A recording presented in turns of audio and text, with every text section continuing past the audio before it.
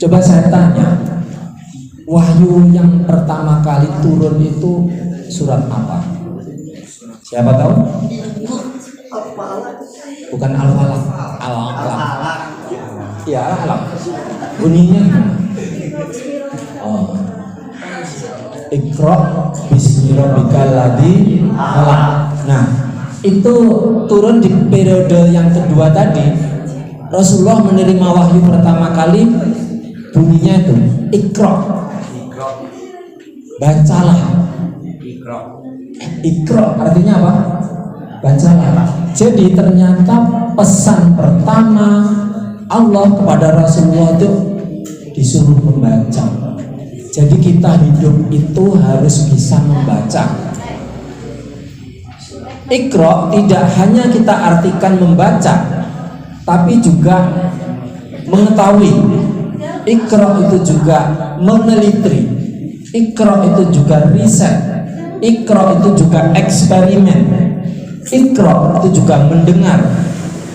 Iqra itu juga meraba supaya tahu. Jadi inti dari Iqra, bacalah, itu adalah kamu perlu tahu dalam hidup ini.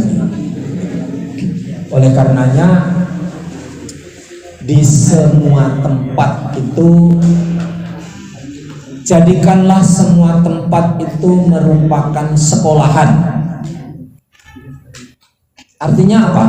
Dimanapun kita berada, sesungguhnya kita bisa mengetahui sesuatu yang tadinya kita belum tahu. Di pasar itu juga sekolahan, karena di pasar kita bisa mengenal bagaimana transaksi, bagaimana mendatangkan barang, mengirim barang, menjual, membeli, menawar. Di situ kita bisa mempelajari sesuatu yang di sekolah mungkin tidak ada. Di perjalanan, jadikan jalan itu merupakan sekolahan. Apapun yang terlihat di jalan itu bisa diteliti, bisa difahami dan menambah wawasan dan ilmu. Di angkot, jadikan angkot itu sekolahan. Kita diangkut mengetahui orang, diangkut mengetahui perjalanan, persaingan di perjalanan. Di situ bisa kita dapati wawasan, di situ bisa kita dapati pelajaran. Jadi jadikanlah setiap tempat itu sekolahan. Bahkan jadikan semua orang itu adalah guru. Saya melihat kamu saya anggap guru saya. Artinya apa? Dari sesuatu yang kau ceritakan kepadaku, aku mendapatkan wawasan. Aku mendapatkan ilmu, aku mendapatkan sesuatu yang aku belum tahu. Anak kecil yang lewat, ada tingkah yang lucu atau enggak lucu, bisa kita analisis psikologi anak, perkembangan anak. Jadi semua orang itu bisa kita jadikan guru. Artinya kita bisa memperoleh ilmu dari suara, pola, tingkah manusia itu. Nah, itulah pesan yang pertama. Iqra, bacalah, ketahuilah, risetlah, penelitianlah, percobaanlah, mencobalah. Jadi maka Rasulullah itu diperintahkan yang pertama itu untuk mengetahui, karena beliau sebagai seorang pemimpin dunia, pemimpin reformis yang mereformasi zaman jahiliyah menjadi zaman terang benderang yang penuh dengan keimanan kepada Allah, maka harus tahu. Walaupun Rasulullah itu tidak bisa membaca dan tidak bisa menulis, tapi berilmu. Karena Iqra tidak saja membaca dan menulis, tapi juga mendengar, melihat, menghafal, mencoba. Lanjutan dari Iqra apa? Bismi rabbikal ladzi khalaq. Apa artinya itu? Dengan menyebut nama Tuhanmu. Jadi bacalah dengan menyebut nama Tuhanmu. Menyebut nama Tuhan ini ada aspek keimanan. Tuhan itu tidak terlihat tapi ada. Kalau kita tidak iman ya kita duga nggak ada Tuhan itu. Tuhan itu ada. Jadi kita membaca, kita mengetahui dengan menyebut nama Tuhanmu. Artinya yang pertama itu kita mencari ilmu, yang kedua ilmu itu harus memperkuat keimanan bahwa yang punya ilmu itu adalah Tuhan. Dan Tuhannya orang Islam itu siapa? Tuhannya orang Islam siapa? Allah Subhanahu wa ta'ala. Tuhannya orang Kristen Allah Subhanahu wa ta'ala. Tuhannya orang Hindu Allah. Tuhannya orang Konghucu Allah. Tuhannya orang kafir Allah. Tuhannya ayam Allah. Tuhannya kebun Allah. Allah Rabbul Alamin. Allah itu Tuhan semesta alam. Siapapun alam ini semua Tuhannya Allah. Tapi orang-orang yang tidak Islam itu sesungguhnya dia tidak kenal Tuhannya itu siapa, karena tidak diperkenalkan oleh yang mendidik. Ya. Jadi itu Iqra bismi rabbikal ladzi khalaq. Ketahuilah, setelah mengetahui itu adalah untuk menambah keimanan kepada Allah Subhanahu wa ta'ala. Karena salah satu ciri umat yang iman itu innamal mu'minuna ladzi idza dzukirallahu wajilat qulubuhum wa idza tuliyat 'alaihim ayatuhu zadatuhum imana. Kalau ditunjukkan ayat-ayat Allah, tanda-tanda kekuasaan Allah, bertambah imannya.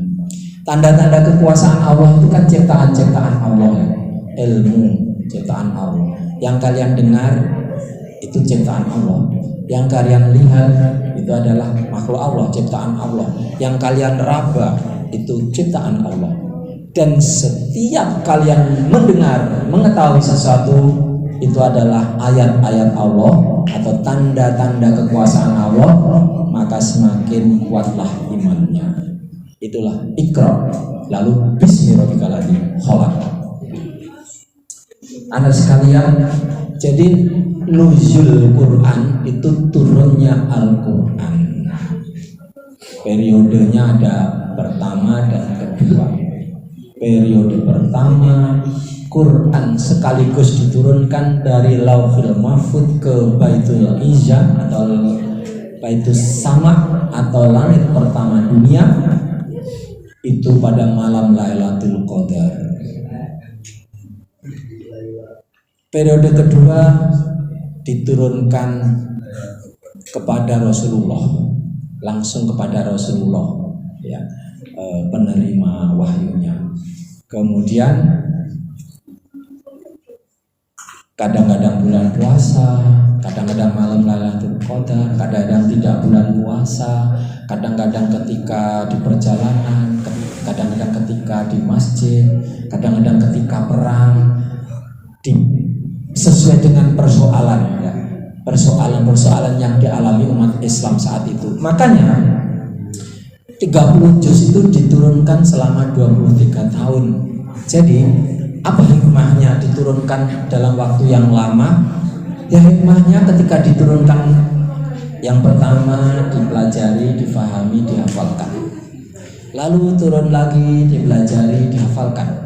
Lalu turun lagi, dipelajari, dihafalkan sampai ayat yang terakhir. Ayat yang terakhir itu ketika Rasulullah sedang melaksanakan haji wada, itu menggambarkan bahwa apa yang disampaikan Allah itu sudah cukup lengkap diajarkan kepada Muhammad, diajarkan kepada sahabat. Lalu Rasulullah itu berpesan kalau pengen selamat, ikutilah sunnahku dan sunnah sahabat ahli sunnah wal jamaah. Ahli sunnah wal jamaah. Ahli sunnah itu artinya mengikuti cara Rasulullah. Al jamaah itu artinya mengikuti para sahabat, cara mengikutinya Rasul itu. Jadi ahli sunnah wal jamaah itu bukan kelompok orang, tetapi sikap pribadi orang. Sikap pribadi orang, apa sikapnya? Mengikuti cara Rasulullah, dan di dalam mengikuti cara Rasulullah itu meniru bagaimana para sahabat.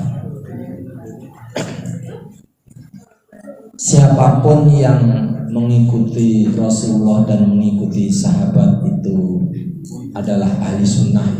Apakah mereka itu NU, apakah mereka itu Muhammadiyah, apakah mereka itu Wahabi, apakah mereka Salafi, apakah mereka LDII, apakah mereka apapun ya, selama sikap pribadinya itu mengikuti cara Rasulullah dan mengikuti cara sahabat, itu adalah ahli sunnah wal jamaah.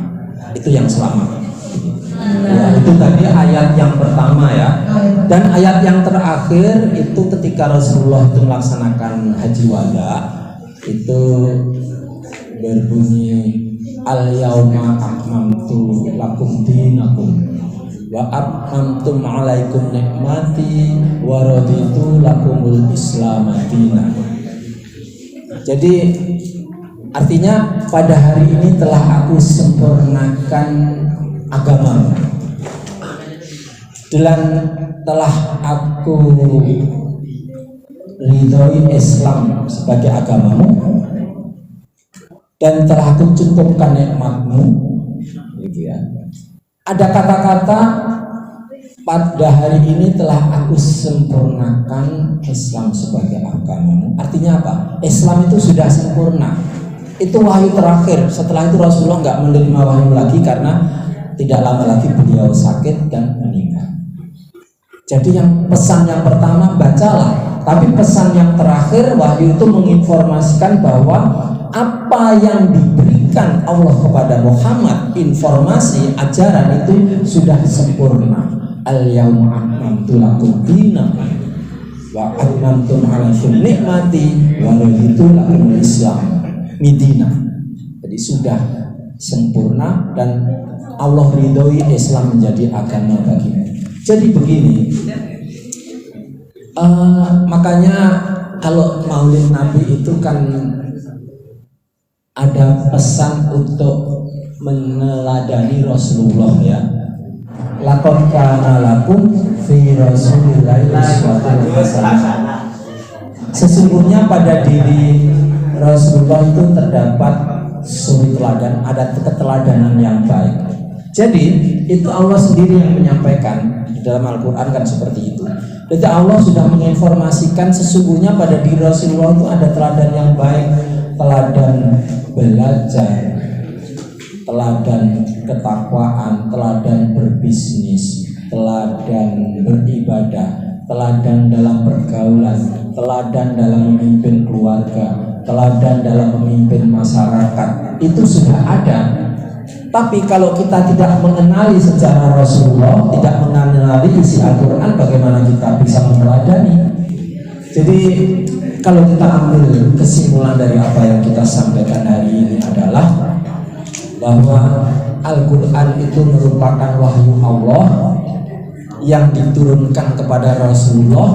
Rasulullah mengajarkan kepada para sahabat mengajarkan kepada tabi'in atau pengikut sahabat, para tabi'in mengajarkan kepada tabi'ut tabi'in, yaitu pengikutnya para pengikut sahabat, dan para tabi'ut tabi'in mengajarkan kepada ulama-ulama terdahulu, kemudian ulama-ulama kemudian, dan sampai ke kita ini. Jadi apa yang didapatkan Rasul sampai ke kita, maka kewajiban kita untuk meneladani Rasulullah. Quran tidak sekedar untuk dibaca, tetapi juga sebagai hudal linnas, petunjuk bagi manusia, petunjuk sebagai referensi, bukan untuk kelengkapan aksesoris, dipasang di dinding, dipasang di buffet, nggak boleh dibaca supaya ruangan indah, bukan. Dibaca, dipelajari, baca terjemahnya saja juga boleh, supaya kita tahu dalamnya Al-Quran. Jadi bukan untuk dibaca tilawah saja, tapi terjemahnya juga sekali-sekali menganggur itu baca. Mudah-mudahan apa yang saya sampaikan bisa menuzulkan Al-Quran di dalam diri kalian. Amin. Sehingga Al-Quran itu terinternalisasi merasuk di dalam diri kita dan bisa kita ejawantahkan, kita wujudkan dalam praktek kehidupan sehari-hari secara hidup yang Qur'ani. Amin ya robbal alamin. Wassalamualaikum warahmatullahi wabarakatuh.